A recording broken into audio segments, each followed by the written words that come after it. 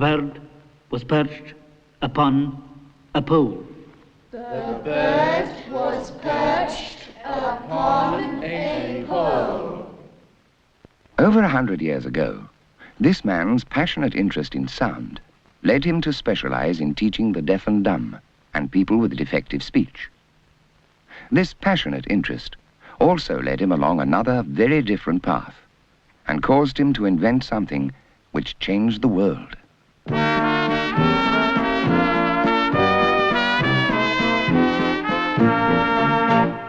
Now that I have a telephone, it means the world to me. For I can speak to anyone and they can speak to me. I simply talk and they can hear, that's all I have to do. So if you're on the telephone, then I can talk to you. The telephone, it's all the latest craze. The old electric telephone, sensation of the age.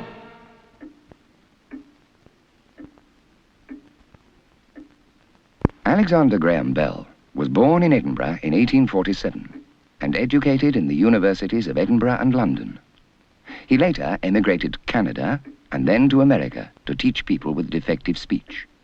And it was in his workshop in Boston that he spoke the first recognizable sentence by telephone. Mr. Watson, come here. I want to see you. Mr. Watson was Bell's assistant. It was the 10th of March, 1876. The man with the passionate interest in sound had achieved something which had eluded so many others. For although experimenters had succeeded in sending musical notes and other sounds over a wire, no one until now had been able to build a machine that could send recognizable words. The telephone had arrived. Mr. Watson, come here. I want to see you. As a consequence of Mr. Bell's ingenuity and diligence, it is now possible to speak to people along an electric wire. The machine is quite safe and is suitable for ladies and even children. Hello, Papa. From the report, it seems that with such instruments in every corner of the country, we shall never have to leave our houses and yet be able to continue with our daily business. But nowhere does it say that inclement weather conditions... Amazing as it sounds, conversation can be carried on with ease and privacy without ever having to leave your own home. Yes, I can hear you. By the end of that same dramatic year, Bell was manufacturing telephones for commercial sale. And in 1878, he actually demonstrated his invention to Queen Victoria. It was a successful demonstration, and it resulted in an order to install telephones at both Balmoral and Windsor. Unlike a demonstration to one man, who, when he was invited to test the device, said, "Great Scott, it talks," and nearly dropped the receiver. It was the age of the great painters, Renoir, Cézanne, Degas, and Monet. An age when man's technical ingenuity was beginning to express itself in many different ways. Electric light was still in its infancy, and a man called Edison had patented the phonograph. But not all inventions were welcome, and a man had to walk in front of each newfangled motor car carrying a red flag.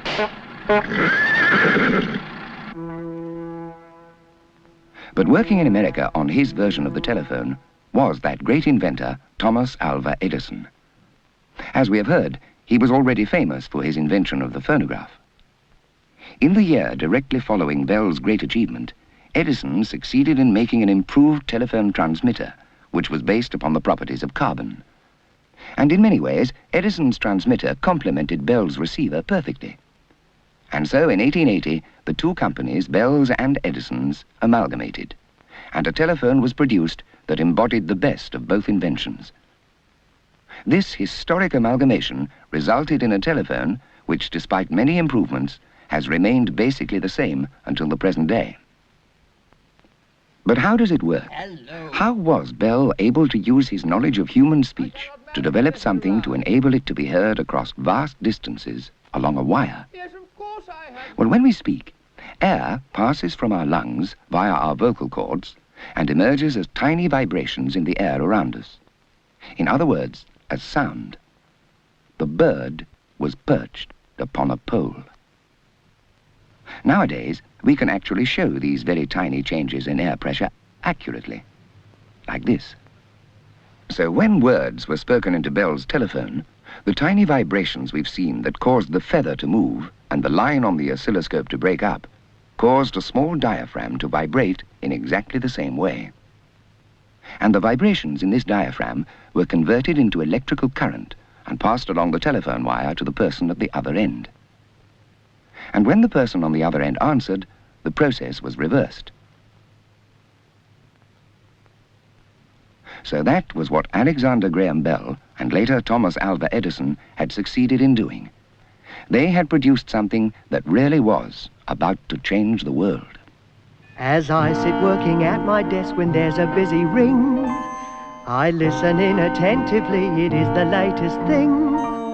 For businessmen it's vital to pass things down the line. If we didn't have the telephone, we'd never have the time. The telephone, it's all the latest brand. Everywhere, industry was expanding. We were moving into an age of rapid development, an age in which communications, although vital, were sadly underdeveloped. Before Bell's invention, messages could only be sent via an early form of telegraph. And remember, telegraphy was relatively slow because of the time it takes to draft a telegram and to deliver it. The only alternative was an efficient postal service. Or, if time was not at a premium and the distance was not too great, a message could be sent by hand. There were just no other ways available. And so the telephone slowly began to change the way in which we communicated with one another. And it began to change the appearance of our cities as well. The earliest telephone wires were all carried overhead, and they had to be high enough to clear the tops of the buildings. So these strange-looking structures grew up. But the growing telephone network served industry and the public with increasing coverage, and with increasing efficiency. By 1912, when the Postmaster General took over the National Telephone Company, a unified telephone system was available throughout most of Britain. Henry Ford had produced his famous car. Blériot had flown across the English Channel. And disaster had overtaken the great Titanic. But other events were overtaking Europe, and shadows were beginning to reach out across the entire continent. The Great War started, a terrible war that was to take millions of lives and to last for 4 years. But even at this dreadful time, the telephone had its part to play. It was used on the battlefield. My sergeant major said I was to use the telephone, not to call for some more ammo, but to get a posting home. For German guns and German shells smashed down the blinking line, sir. So when at last I did get through, I spoke to Bill the Kaiser. The telephone, it's all the latest brand. The telephone was also used back at home to link the factories making the munitions of war and to help coordinate the war effort. But eventually, it all came to an end, leaving the daunting task of reconstruction in many European towns and cities. But it's vital you connect me immediately. We have to have it quickly. Call me back directly the supplies arrive. Of course, these food supplies are urgent, You know aren't my they? number. Now ring me directly. Impossibile, para esagerar la Also importancia. seien Sie doch bitte so gut und schreiben Sie uns. Appreciate the urgency, but we've had floods here.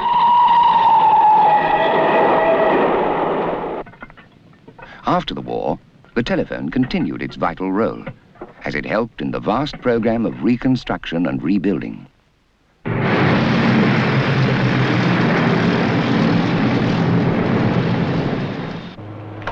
Telephone calls crossed frontiers as the invention opened up communication between people.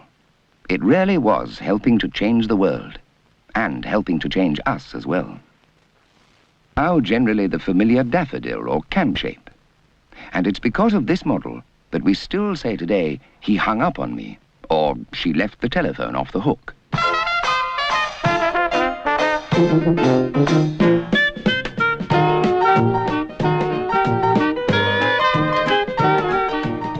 But the telephone contained a great many improvements, just as the telephone service itself offered a great many improvements. Party of Charles's the other day, wasn't it? Look, I thought if you could come, you could bring your motor. Then we could go for a little spin. Hello, America. Hello, America. This is London calling you. This is London calling you. Can you hear me? Can you hear me? Hello, London. This is New York. Yes, I hear you. The time here is 4:30 p.m. What time is it with you? It's 11:30 here. And raining. In 1927, the first regular link between Britain and America was opened.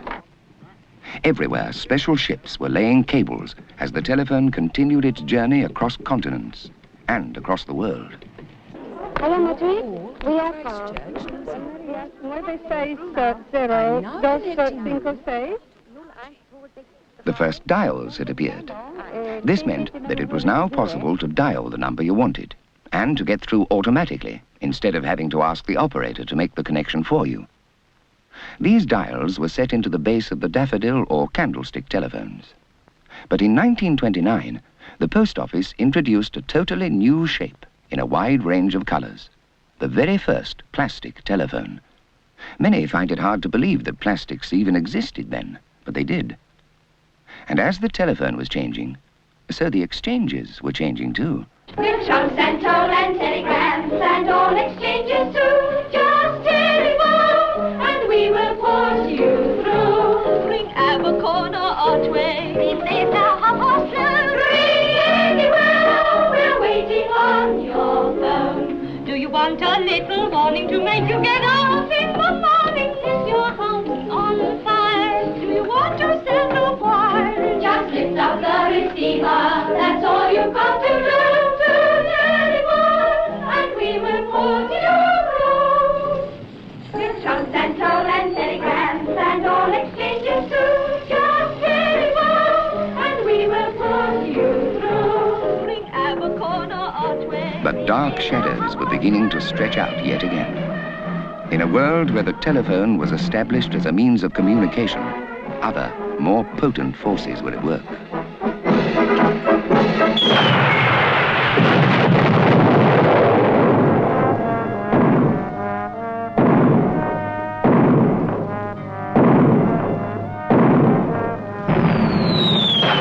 In World War II, the telephone played an even more important part in the conflict, maintaining vital links within our great munitions factories and with our forces at battlefronts throughout the world.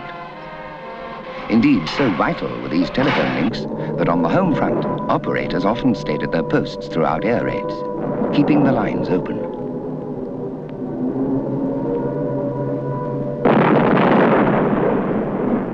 Some of them were girls not long out of school, yet they stuck to their jobs instead of going to the shelters. They were even issued with gas masks with special built-in transmitters. The calls had to get through.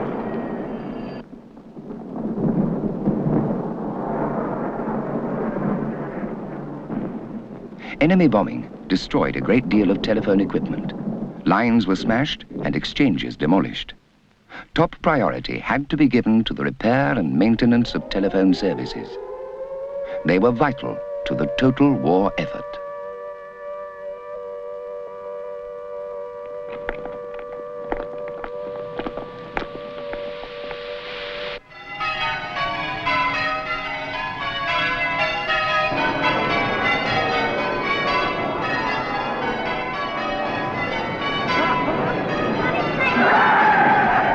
But the peace eventually came, and with it the mammoth task of reconstruction. It was an enormous challenge. There were shortages of men and of equipment, and the factories that had been making armaments had to be converted to make telephone equipment and all the other consumer goods needed in Britain. And with this transformation in post-war Britain came exciting new ideas, even new words. Subscriber trunk dialing, a system inaugurated in 1958. Subscribers will be able to make trunk calls by merely dialing the right number up to a distance of some 300 miles. There were other new words, too, that were to have a profound effect on our telephone system. Words like transistor and words like Sputnik.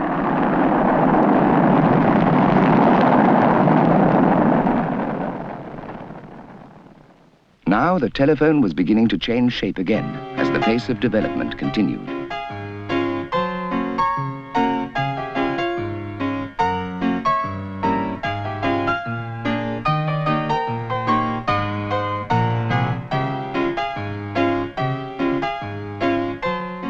Not only could we dial our numbers to virtually anywhere in the world, now it was possible to have push buttons as well.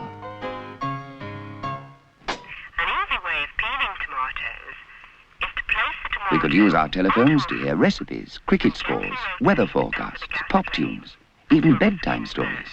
Roadworks causing delays, especially at peak periods. As the first shoots appear, draw a little soil over them as a protection against frost. This exhibition is called Abstraction. A few mist patches may form for a time in suburban areas.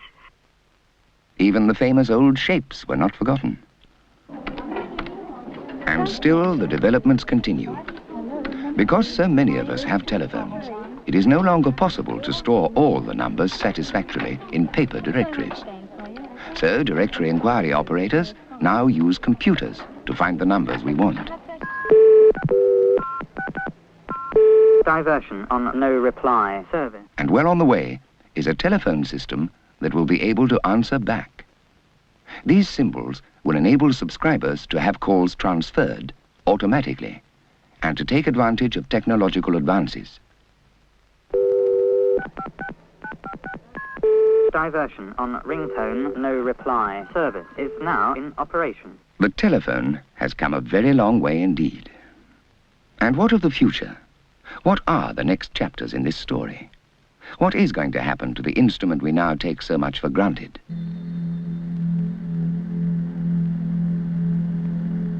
The future must depend upon ideas still untried, upon developments that have not yet been thought of. But one thing is certain. The telephone will continue to help change the world in which we live and will continue to serve us. And the kind of telephones we'll have in the future? Well, these will depend upon the kind of telephones we want. After all, telephones have always depended upon the people who use them. Basic diversion is now cancelled. And I thought if you could come along and bring your motor. Then we could go for a little spin afterwards, can we? Enemy gun positions in my sight. Map reference. Mr. Watson, come here. I want to see you. Mr. Watson, come here. I want to see you.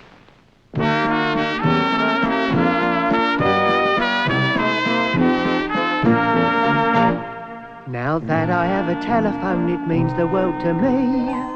For I can speak to anyone and they can speak to me. I simply talk and they can hear, that's all I have to do. So if you're on the telephone, then I can talk to you. The telephone, it's all the latest craze. The all electric telephone, sensational.